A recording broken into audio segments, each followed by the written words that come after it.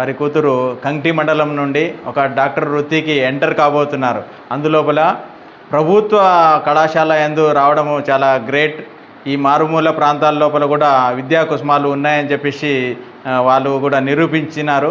ఇక్కడ ఇది వెనుకబడిన ప్రాంతము, ఇక్కడ ఎలాంటి ఇంటర్మీడియట్ వరకే చదువుకుంటారు, లేదంటే డిగ్రీ వరకే చదువుకుంటారు అనేది అపోహ కాకుండా ఒక ఉన్నతమైనటువంటి చదవడానికి మన మండలం లోపల 3 సెలెక్ట్ కావడము చాలా ఆనందించదగ్గ విషయము. మరి వారు కూడా మంచి ఉన్నత చదువులు చదివి కంకి మండలానికి ఒక మంచి పేరు తీసుకొస్తారని చెప్పేసి, మంచి వృత్తిని చేపడతారని చెప్పేసి ఆశిస్తూ ఈ కంకి మండల ప్రజలకు సేవలు అందించాలని చెప్పేసి భవిష్యత్తు లోపల కోరుకుంటా ఉన్నాను.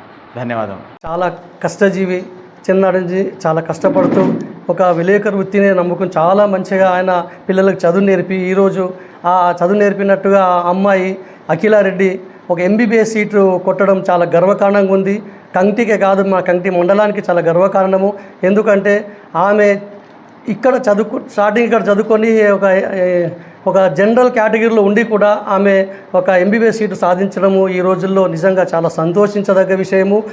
మేము ఆమె మంచి ఇంకా ఉన్నతంగా చదివి ఆమె ఎండీగా కూడా చేసి మా కంకి ప్రజలకి సేవలు అందించాలని నేను కోరుకుంటున్నాను హృదయపూర్వకంగా. మరియు నా మిత్రుడు రామరెడ్డి తరపున, మా కంకి మండల విలేకరుల అందరి తరపున కూడా నేను గర్విస్తూ చాలా సంతోషంగా శుభాకాంక్షలు తెలియజేస్తున్నాను.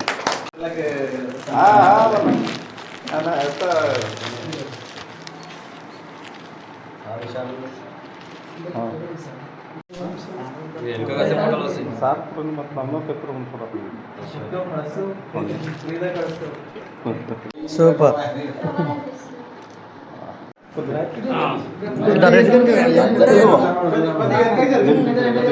కొంచెం అందరు పడదాం కానీ కొద్దిగా ఇంకా జర వెనకైతే కవర్ అవుతాం. జర వెనకరామ్మా కొద్దిగా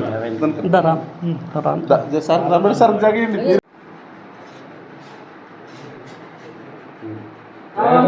ధన్యవాదాలు. నాకు చాలా గర్వంగా ఉంది.